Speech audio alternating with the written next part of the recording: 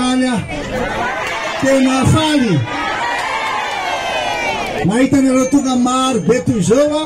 ambony azo resika avoaka malagasy soratra anarana ao anatin'ny spifidianana filoam-pirenena teo aloha Marc Ravalomanana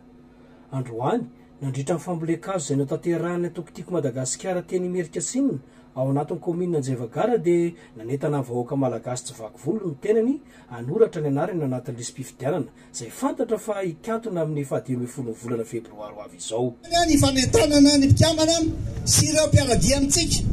ary ireo mpanohana miaraka amintsika mba tsy maintsy soratra anarana eo amin'ny spifidianana. Efa misokatra zao ary efa nisokatra tamin'ny 1 volana Desambra ny fisoratana anarana any amin'ny spifidianana ilay atao hoe RAL, révision annuelle de la liste électorale. Hainareo tsara io ary 10 andro latsaka kely sika dia tapitra 10 andro mahery kely sisa amin'ny 15 volana février ty dia tapitra. Noho izany averiko tsara isika zany dia tsy maintsy manetana ny olona manodidina antsika sy isika andeha hisoratra anarana fa iroso amin'ny fifidianana isika izay fifidianana ho avy eo. Andro any sabotsy 3 febroary 2024 tokoa mantsy no nifanome fotoana ny atokotiko Madagasikara fa amboly azo ka teny Amerika Atsimo ny toerana nosafidiana naterahana izany. Fantatra fa zanak'azy miisa 2 alina eo no vovoly. Vory marobe tokoa ireo mpikambana tamin'ity atokotiko Madagasikara ity nantanteraka izany fanjariana ny tontolo maitso izany indray.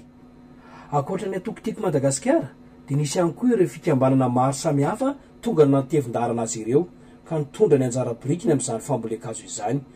Anisan'izany fikambanana tontolo maitso avy eny amin'ny commune Sabotsy Namena eny izay notarihany filon'izy ireo Andriamatoa Andrianarivonisitraka.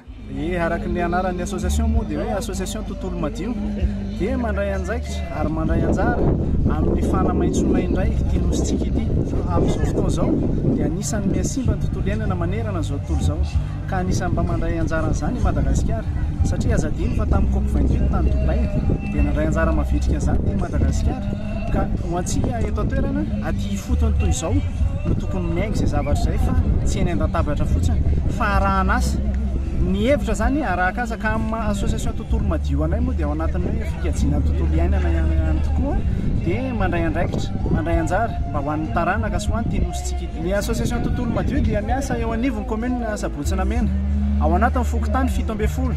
ka misy mpikambana eo amin'ny 70 amin'zato izany association tontolo madio izany miandraikitra amin'ny fanadiovana sy ny fanangonana fako isa-tokantrano eo anivon'ny izany commune sy tanàna Sabotsy Namena izany ary ihany koa manampy amin'ny commune amin'ny fokotsaka izany sy ny fitantanana ireny lalakely izay fokotrasa misy anivon'ny fokotany ireny.